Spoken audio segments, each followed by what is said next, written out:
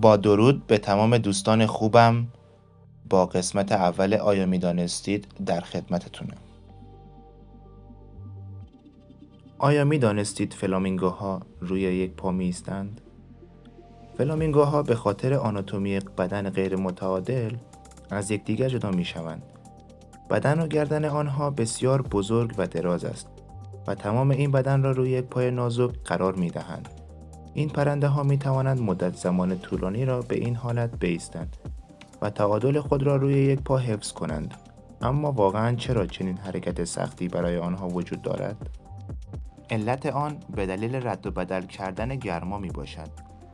فلامینگوها معمولاً گرمای بدن خود را بیش از بقیه پرندگان از دست می دهند. بنابراین ایستادن روی یک پا باعث می شود که احساس گرمای بیشتری داشته باشند. زیرا گرما بین دو پا تقسیم نمی شود. از طرفی هیچ سختی هنگام انجام این کار به آنها وارد نمی شود.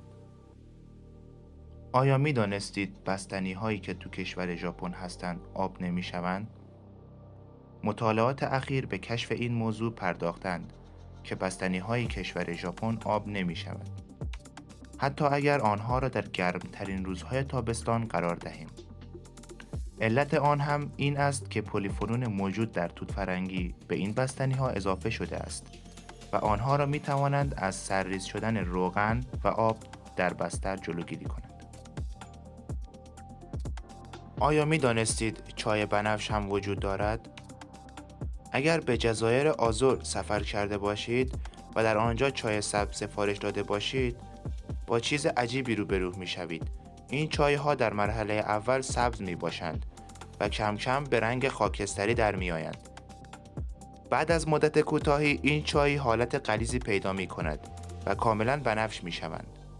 از این موضوع تعجب نکنید. صاحبان این کافی شاپ ها قصد مسموم کردن شما را ندارد و علت آن به دلیل آب دریای خاص در این منطقه می باشد. خب این هم از قسمت اول آیا می دانستید. امیدوارم از تماشای آن لذت برده باشید.